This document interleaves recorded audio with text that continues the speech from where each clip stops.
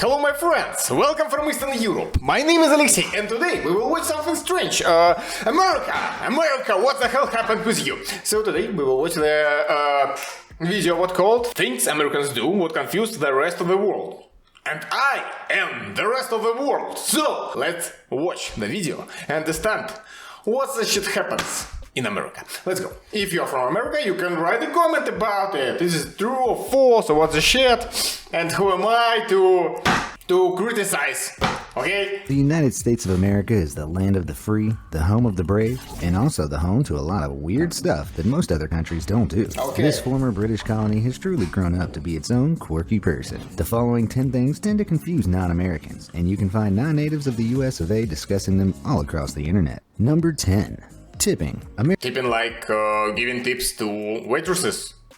It's normal, America. It's not strange. America definitely isn't the only country in the world where tipping is a common practice. In fact, if you're curious about what jobs get tipped in what countries, there's a website called whototip.net that breaks down the tipping customs of the world. But America is certainly the country where tipping is the most prevalent. In most countries and cultures around the world, tipping is simply an optional charge should you feel your server deserves to be rewarded for their efforts. However, in America, you should always give a tip of around 10 to 20%, especially at restaurants. Tipping is a big part of American culture, which seems odd to outsiders. People may dislike tipping, but it's probably here to stay. Is it true? It's a real fact? Wow! Tipping in America is so... I was born in Belarus. Right now I'm in Georgia, but I lived in Russia for many years, and I could say that in every country I give a tip for waitresses. In every country where I've ever been, in Indonesia, in Thailand, in Turkey, in Egypt, everywhere. Tipping is normal. It's not some strange things what confuse us. Not at all. Maybe you get more tips. 20% is really big tips, man. Hey. Why so hard? Call me. Okay, but 5 to 10% is normal part of restaurant culture, I don't know. The unspoken system is that food prices in restaurants are lower than they should be because tips allow the restaurant to pay their waitstaff less. They can then charge you less for food. At least that's what you can try telling your friend the next time he doesn't want to contribute. In Russia, in Belarus, in every Soviet Union country, what was in USSR, there are very small salary. So that's why we're paying tipping for the waitresses. To the tip at a restaurant because he recently saw Reservoir Dogs. While a lot of people argue that tipping is a good thing because it increases the quality of service you receive, this isn't actually true. Cornell University published a study that revealed the real reason people tip, more or less, is basically random, and customers who receive great service tip on average just 1% more than those who don't. Lots of people around the world look at America and ask, why not? Don't show this video to waitresses. They started to do their work worse. Pay service workers a normal amount of money and just make the food more expensive. Number 9. Have few vacation days. Americans don't go on vacation as much as the rest of the world does. On average, we're given only 12 vacation days by our work, as opposed to Europeans who get between 25 and 30. Perhaps more 12? interesting is the fact that Americans on average only use 10 of their 12 given vacation days, whereas Europeans tend to use all of theirs. I guess You spend just 10 days in one period, like to go in somewhere for 10 days and then work one more year, and then after a year of hard working, you have fun only 10 days? 10? Maybe you have great work, and it's like your habit, and you have a good time, but I don't think so. Work is, for many people, for majority of our society, the work is worse. Why I don't like the holidays? just can't bring themselves to leave the office while there's still work to be done. And while it may suggest Europeans are lazy, according to a mounting body of research, it's actually counterproductive not to take a vacation, as breaks help us rejuvenate, increasing our productivity over time. Not only that, when us Americans do go on vacation, we also travel less internationally than citizens of most other countries. That's right. But that may be related to our limited number of vacation days. 12 days just doesn't allow for an international trip as well as 30 does, as the time and cost of travel to international destinations is so great. According to the Department of Commerce, American international travelers spent 42% of the cost of their entire trip simply on the travel to and from their destination. It's then not too surprising that most Americans don't even have a passport. Only 42% of US citizens own a passport, whereas 76% of English citizens do. That means at least 58% of Americans haven't even left the US. Wow. But in Russia we have the worst statistic, like 70% never go somewhere else. Need a passport to travel. To the rest of the world, this is an odd characteristic of such a prosperous nation. While it's partly due to limited vacation days, it may also be because Americans lack the desire to travel as much as the rest of the world. Number 8. Food preferences. When you go to a restaurant in America, you're probably going to get a lot of food. At least a lot more than most other nations would serve. It's a popular topic of discussion amongst non-Americans online. Many European tourists Bigger portion. admit they would frequently just order one item off the It's look awful. Guys, please, answer me. It's look awful, not? It's not like a little cheeseburger or a beautiful burger with everything what you want, with a salad, tomatoes, sauces. It looks like a shit. Okay, it's many meat, but I don't want it. It's not good for marketing, no? menu and share it with another person. America does it big. What's that? And for non-Americans, What's that? It's a pizza, I know, thanks. the size options at fast food restaurants perfectly illustrate this. Take a look at this image by a Japanese citizen in 2011, comparing the sizes of McDonald's drinks in America versus Japan. The medium Japanese cup is the exact same size as the small American cup, and Okay, it's an interesting the fact. American medium cup is larger than the Japanese large. But McDonald's is on the small size. Here are the small sizes at a number of vendors, showing just how much larger a small cup is in America. While many around the world like to joke about how it proves Americans are fat, the truth is a lot of them take away their leftovers in carryout boxes to eat throughout the week. Still, American food is vastly different to food found in the rest of the world. For one, non-Americans are, on the whole, less obsessive about peanut butter. Oh, okay, about peanut butter. Don't know any other countries there are people so like peanut butter. I never seen it. Maybe I seen it once and tried once, but it's not so tasty as it showed like in movies or in cereals or in ever other things. I tasted maybe once. I taste peanut butter maybe once in my life. And it's not so tasty as you show it in films, guys. Peanut butter is so calories. It's many nuts with Ryan Sternthal, a professor of marketing at Northwestern University's Kellogg School of Management, has said that in many parts of the world, peanut butter is regarded as unpalatable American curiosity. For example, according to Statista, Americans eat a kilogram of it per year, compared to 100 grams eaten sounds like I'm European. per person per year in Europe. That's 10 times the amount Europeans eat. Other American food anomalies that have confused Europeans include comparatively small fruit and vegetable aisles full of fruit. Yeah, it's too strange. Guys, I think fruits, vegetables, berries, it's the most important part of our food. It's tasty, it's healthy, it doesn't have much calories. Amazing food. Why you don't like it? Fruits and vegetables that will cost you a lot more than they would. Yeah, it's a problem. I know one guy. Right now I live in Georgia, and here's one guy. He's from America. I don't remember the state, but he know English accent. Like with English. Sure, he know English accent. Like he's American. He know Russian accent. He learned Russian and learned it. So. You know it. And we talk about how much is vegetables there in America. There's in Georgia, where we live right now, it's country. And he said like, the price is awful. If you want to buy real, normal, taste vegetables, you need to go to some farmer markets, and there are so big price for it. So you need to be a really rich guy if you want to eat it often. So that's why maybe some of Americans eat fast food. That's why some of Americans have overweight. Maybe, probably. But I think in every country we have the same problem. In every rich country. Atlantic, as well as an overabundance of Maybe no, Singapore not. There are not so many people in Singapore. And China is not. But China is not so rich country. Okay, maybe Americans have overweight. I don't know. Write a comment if you know. highly processed sweet and salty foods, and so-called cheese that can be sprayed out of a can. Number 7. College sports. In America, college sports are almost as Yeah, it's strange. In college I have a few lessons of physical culture and I don't go there. popular as professional sports. In some areas, they're actually more popular.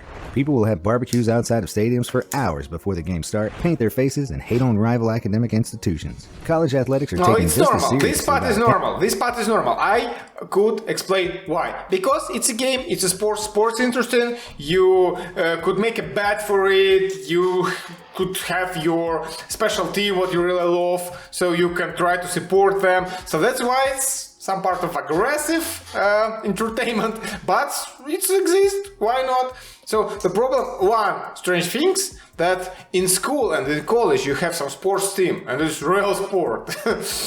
We have I have a football team just for fun, because we like to play football, that's all. When I was young. Who don't care that the players aren't as good as the pros and aren't even getting paid. This may be baffling to our neighbors, but there is an explanation for this American pastime of watching what are literally amateur games. Unlike most fun-sized European countries, America is massive. There are lots of places that just aren't anywhere near a major city where you could go and see a professional team play. Colleges are the next best thing, and there's bound to be one of them nearby at least. College football and basketball also actually predate those sports' professional leagues, so college athletics culture has been around forever. Number 6. Prescription drug commercials. Non-Americans who travel to the US are often surprised to find that there are advertisements for prescription drugs on regular television. You can't sounds strange. go and buy them from stores, so the commercials urge viewers to ask their doctor about them. In 2016, Kantar Media, a firm that tracks multimedia advertising, reported that nearly 800,000 prescription drug advertisements were aired on television, which was a 65% increase from just 4 years prior. Basically, the reason these commercials don't exist in other countries is because they aren't legal in other countries. In fact, the only other country where these kinds of commercials exist is New Zealand.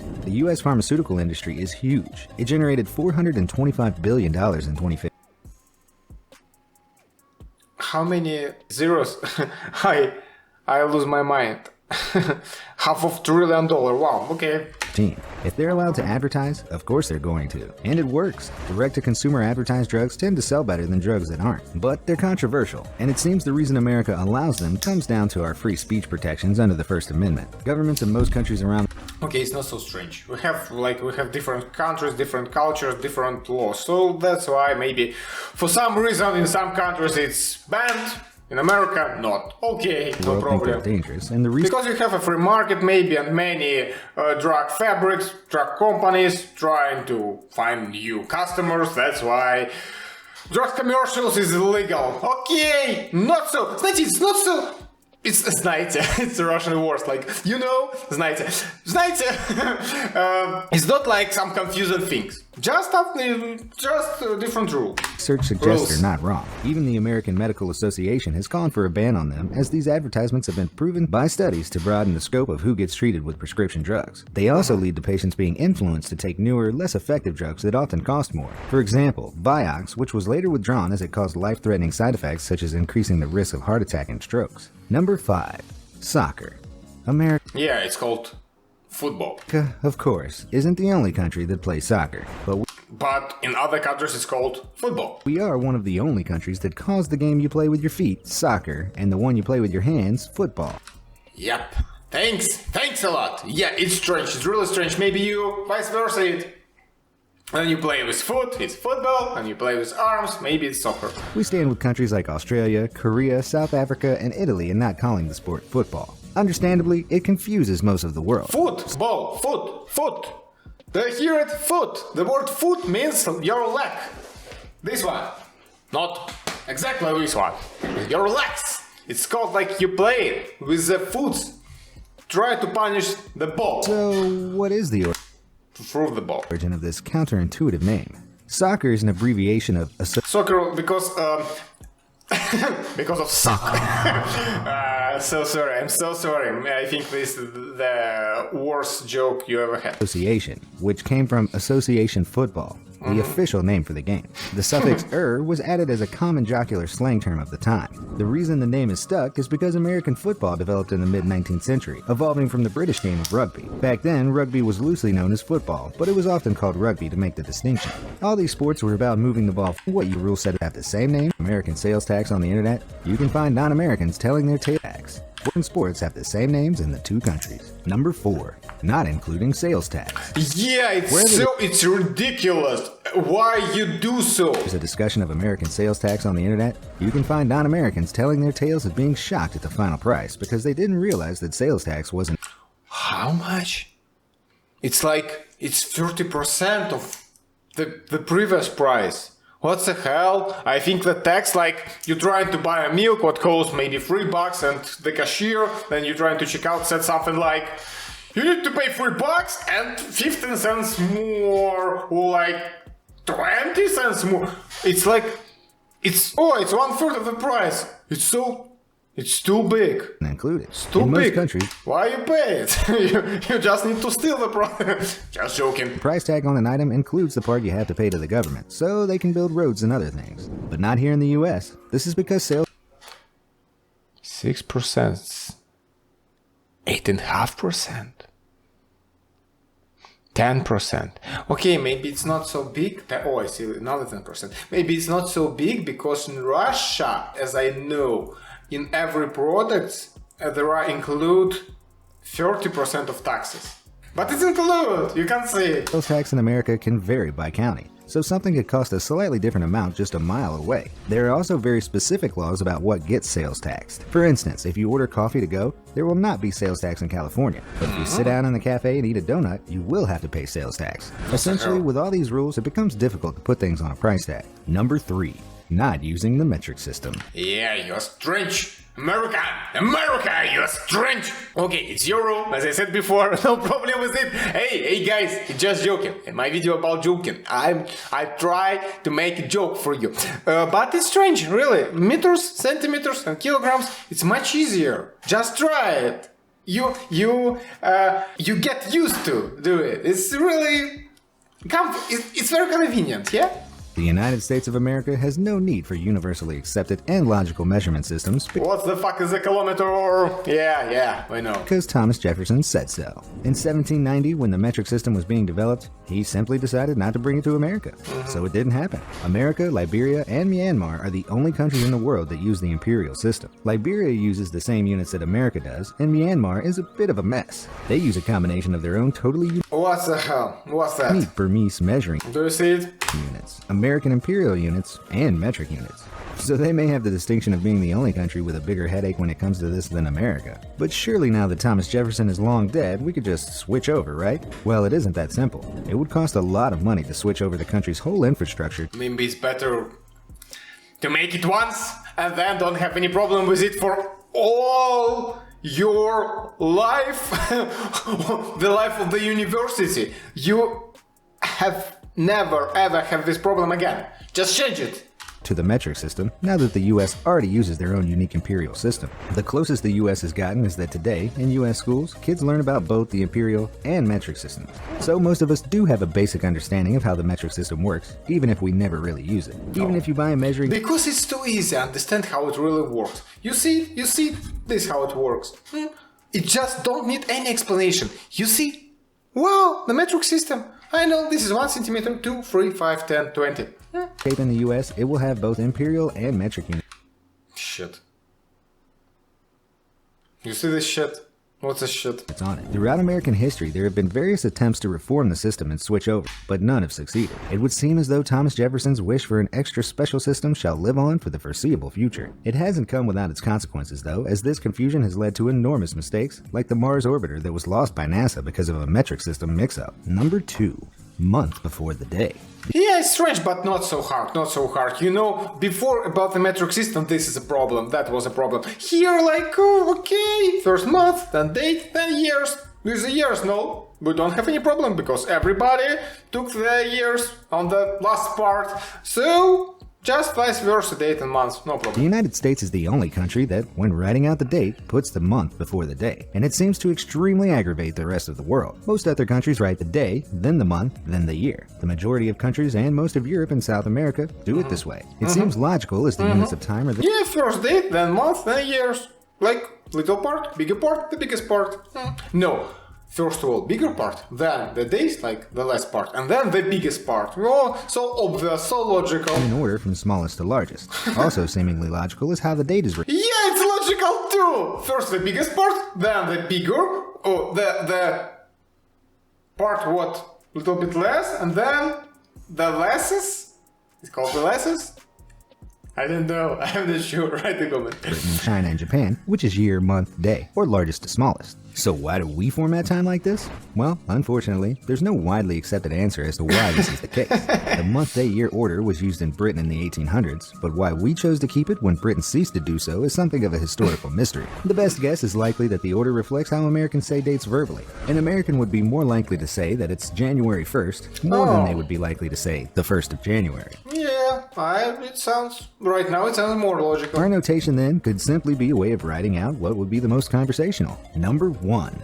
Having a drinking age of 21. Yeah, it's strange too. A 20-year-old European may... Because, to be honest, I started to drink when I was 15. I tried alcohol, like really, I was loaded, drunk, first one at 14. But then I started to drink beer at 15. And then, like, I'm not alcoholic, still not, but many years, passed. So, yeah, it's strange that you can drive a car, then you're 16, but you can't drink until you are 21. Be in for a shock when they fly to the US and discover that they can no longer legally drink alcohol. While you may already know about this peculiar American practice, what you may not know is why it is the case. In 1984, the U.S. passed a law called the Drinking Age Act. It stated that if a state did not create a minimum drinking age of 21, they would lose up to 10% of their federal highway funding. The states all took the hint and made the drinking age 21. But why 21? Well, America has a long and storied past with alcohol, including It's every country. prohibition. Lawmakers didn't just pick the number out of a hat.